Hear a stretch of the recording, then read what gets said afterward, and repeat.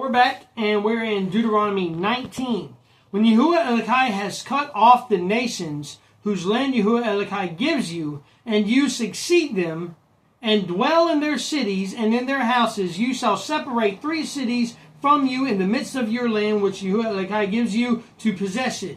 You shall prepare a way and divide the coast of your land which Yahuwah Elokai gives you to inherit into 3 parts, that every slayer may flee thither. And this is the case of the slayer which shall flee thither, that he may live. Whosoever kills his neighbor ignorantly, which means not on purpose, it was an accidental killing, whom he hated not in times past, who he's never had a quarrel with, as when a man goes into the wood with his neighbor to hew wood, and the hand fetches a stroke with the axe to cut down the tree, and the head slips from the helve, and lights upon his neighbor, and that he die, he shall flee unto one of those cities and live, lest the avenger of blood pursue the slayer while his heart is hot, and overtake him because the way is long, and slay him, whereas he was not worthy of death, inasmuch as he hated him not in times past. Wherefore I command you, saying, you shall separate 3 cities for you, and if you, Elokai, enlarge your coast, as he has sworn unto your fathers, and give you all the land which he promised to give you unto your fathers, if you shall guard all these commandments to do them which I command you this day, to love Yahuwah Elokai and walk ever in his ways, then shall you add 3 more cities for you beside these 3. That innocent blood shall not be shed in your land, which Yahuwah Elokai gives you for an inheritance as blood upon you. This is to make sure people who are innocent, who do not kill somebody deliberately, don't get unjustly. God says if you accidentally kill somebody, that is not a sin punishable by death. You're not even supposed to go to prison for it. You're supposed to flee to this city where you can live out your life in peace. But yet today's court systems let deliberate murderers, child molesters, rapists, and killers go free, and somebody that was driving home at 2 a.m. after working a triple shift falls asleep behind the wheel and hits another car and kills somebody, that person will get the death sentence. But yet someone goes over here and rapes and kills a bunch of people, let them go free. So this is to make sure innocent blood does not go free, or does not get shed, and to make sure these people can live their lives out in peace. But if any man hates his neighbor, and lie in wait for him, and rise up against him, and smite him mortally, that he die, and flees into one of these cities, then the elders of the city shall send and fetch him thence there, and deliver him into the hand of the avenger of blood, that he may die. Your eyes shall not pity him. You shall put away the guilt of innocent blood from Israel, that it may go well with you. You shall not, okay, so if somebody goes to one of these cities that actually killed somebody on purpose, and they find him, they're supposed to deliver him to be put to death. But innocent blood is never, ever, ever supposed to be shed.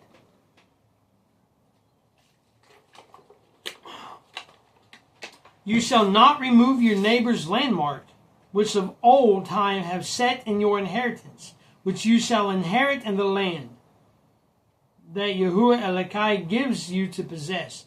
Don't go after your neighbor's land. Leave your neighbor's land alone. Because in their culture, they have a saying, no kind of man without land. Your land was your tie, was your anchor to your ancestors and your culture. And without it, you were nothing. So leave your neighbor's land alone. It's as precious to God as that man's children or family. That is their tie to their culture. That is why every nation in the world has come against Israel to take their land from them. Even England tried to say, hey, look, Israel, give this land to the to the Muslims, and then we'll give you this land over here in Africa. Just give that land to them, and you come over here and we'll give you this land in Africa as your inheritance. No. There's been war from the beginning against Israel for that land. Because that land is God's land, and that is God's people. That land is their tied to God. It is their inheritance and their blessing from God. A man's land is his life. Leave it alone. One witness shall not rise up against a man for iniquity, or for any sin, in any sin that he sins. At the mouth of 2 witnesses, or at the mouth of 3 witnesses, shall the matter be established. So this is what we were talking about before. You got to have witnesses. One person cannot in any way, should not be in any way, be able to condemn a man. There must be multiple witnesses, must be evidence. If a false witness rise up against any man to testify against him that is wrong, then both the men between whom the controversy is shall stand before God, before the priests and before the judges, which shall be in those days. And the judge shall make diligent inquisition, and behold, if the witness be a false witness, and has testified falsely against his brother, then shall you do unto him as he thought to have done unto his brother. So shall you put evil away from among you, and those which remain shall hear and fear, and shall henceforth commit no more any such evil among you. And your eye shall not pity, but life shall go for life, eye for eye, tooth for tooth, hand for hand, foot for foot. Whatever you seek to do evil unto your brother, it should be done unto you. Now, Yeshua says forgive. If your neighbor hits you, turn the other cheek. But that scripture and Bible that Jesus spoke of has been manipulated and twisted. What Jesus was talking about in persecution to your faith. But that being said, it is better to forgive and to walk away than to do eye for an eye, tooth for a tooth. That being said, you can harm me, and I'm more likely nowadays to forgive the offense, forgive you, and actually and turn the other cheek. But if you go against my family, I will unsubscribe you from life. Period. But the hand for hand, foot for foot, tooth for tooth, yes and no. It is a situational thing. Jesus did say turn the other cheek. If you get sued for your coat, give them both of them. If they're forced to go a mile, go 2 miles. Yes, you are supposed to do all things in love. And when somebody persecutes you, you are supposed to take it. What's the word Jesus used? You're supposed to take it cheerfully and be happy that you're worthy enough that you're doing something right enough in Christ to be persecuted. But when someone is outright demonic and evil coming against you, yes, tooth for tooth, eye for eye. Period. When you go out to battle against your enemies, 9 minutes. When you go out to battle against your enemies and see horses and chariots and a people more than you, be not afraid of them. Yahuwah Elokai is with you, which brought you up out of the land of Mitzrayim. That being said, if you're not fighting a battle God told you to fight, if you're fighting a battle because you're hot-headed and went out and picked your own fight, yeah, I would be afraid, because odds are God isn't with you. God is with you when you're fighting His battles. When you're fighting your battles because you want to be ignorant, yeah, I would be afraid, yes. But when you're fighting battles for God, battles God set you out to fight, have no fear. Because God never would have sent you to fight that fight if you were going to lose.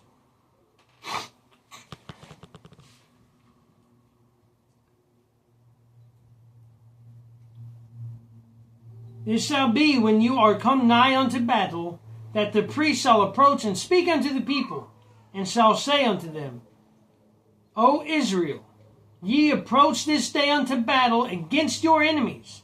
Let not your hearts faint. Fear not, do not, neither be ye terrified of them. For Yahuwah Elohim is he that goes with you to fight for you against your enemies, to save you.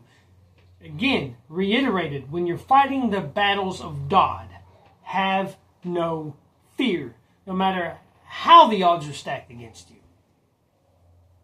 The officers shall speak unto the people, saying, What man is there that has built a new house and has not dedicated it? Let him go and return to his house, lest he die in battle, and another man dedicate it. And what man is he that has planted a vineyard, and has not yet eaten of it? Let him also go and return unto his house, lest he die in battle, and another man eat of it. And what man is there that has betrothed a woman and has not taken her? Let him go and return unto his house, lest he die in battle, and another man take her. And the officers shall speak further unto the people, and shall say, What man is there that is fearful and faint-hearted? Let him go and return unto his house, lest his brethren's heart faint as well as his heart. And it shall be, when the officers have made an end of speaking unto his people, that they shall make captains of the armies who lead the people. So before you go in battle, make sure your affairs are in order. Make sure everything in your life is set in order before you go to battle. And if you're afraid and have fear and have no faith that God can win that battle for you, don't even start the fight. Go away. Go home until your faith is strong enough to fight a fight. Never fight a fight your faith isn't strong enough for you. Never fight a fight if your faith isn't strong enough for your victory. And if before you do start a fight, before you do go in battle, make sure all your affairs are in order.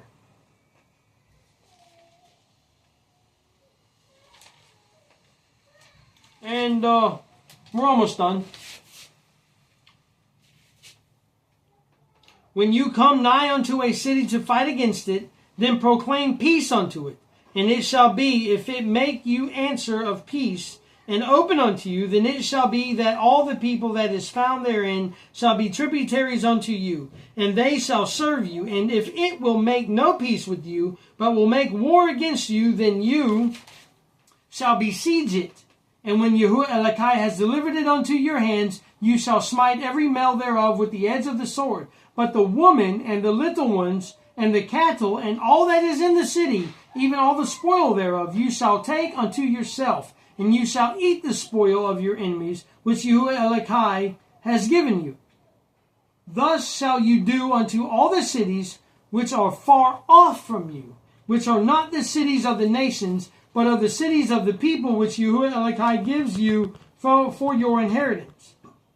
You shall save alive nothing. So God was telling them, the cities that I'm giving you, which were basically all the cities in the land of Canaan, those you shall save nothing. Slaughter, destroy, incinerate, obliterate every man, woman, child, animal, house, building, altar. Burn it all to the ground. But the cities that are far away from you, that are not part of the land of Canaan, to them, when you go to battle, make them an offer of peace before you even start fighting with them. If they accept your peace offering, then they're to be tributaries to you. They're supposed to pay you homage once a year. That land, that city is now yours, and they will pay you revenue. If they will not make peace with you, then go in and kill all the men. But the women, the children, and the livestock you leave alive. But of the cities of the land of Canaan, the promised land, them you save absolutely nothing. Because God was giving you that land, because those people were wicked and demonic, sacrificing children, sorceries, them you do not save. The reason God's kicking them out of that land is because they're an abomination to God and to even the earth.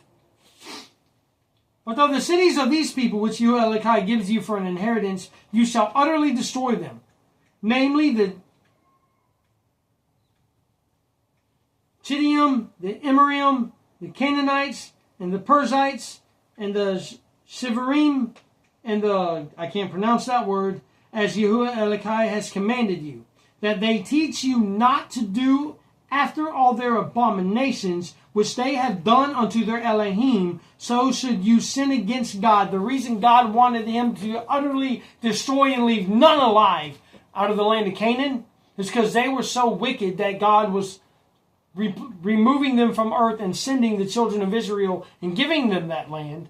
But God also wanted them to destroy them so that way they wouldn't keep any for slaves or servants, and then they teach the children of God the wickedness and the abominations that they were doing that caused them to get destroyed.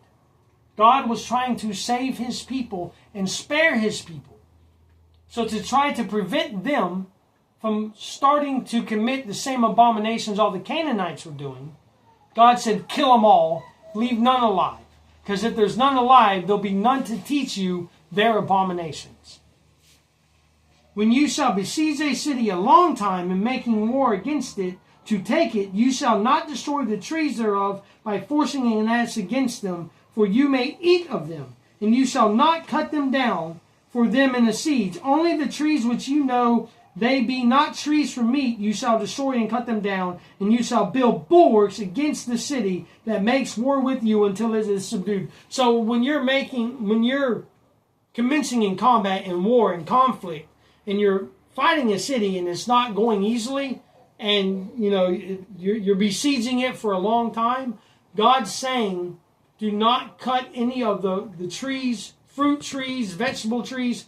Don't cut any crops down, because those trees, because when you're in combat, when you're in war, you got to feed your troops, and sometimes livestock will run thin. But if you got a bunch of food-bearing trees, you can subsidize your livestock and eat the food of the trees. And then when there's no food of the trees left, then you eat the livestock. And then give the food, all the food on the trees and the vegetable, give them time to grow back. And then when they grow back, you lay up the livestock and eat the fruit of the trees. So God's saying anytime when you're besieging a city that's taking a while, any trees that are food-bearing trees, plants, vegetables, pear trees, apple tree, peach tree, don't cut them trees down and make weapons out of them. Use them to feed your troops. So anyway, that's it for now. Next week we will finish, or I don't know, next week. I'll do it whenever God tells me to do it. But the next video will actually finish up all the commandments that God set forth for us to keep. And then, once I do that, I'm going to do a video teaching on all the curses, destruction, and plagues God says will come upon his people that once served him and then turned their back on him. And it will explain a lot of what is going on in America. Because although we are not the chosen people, we were a people and a nation set forth serving God. Every law we had was based on God. We rose up a nation for God, serving him. And then we have turned his back on him. And a lot of the plagues and sicknesses and diseases that are in this list of curses are in our nation right now. And they're here because we turned our back on God.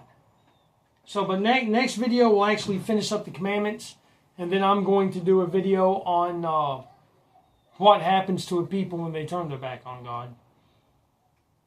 Anyway, Shabbat Shalom. Hope you have a good week. And remember, if you're not saved, get saved. You may not live to the end of the day. And if you are saved, get on your job.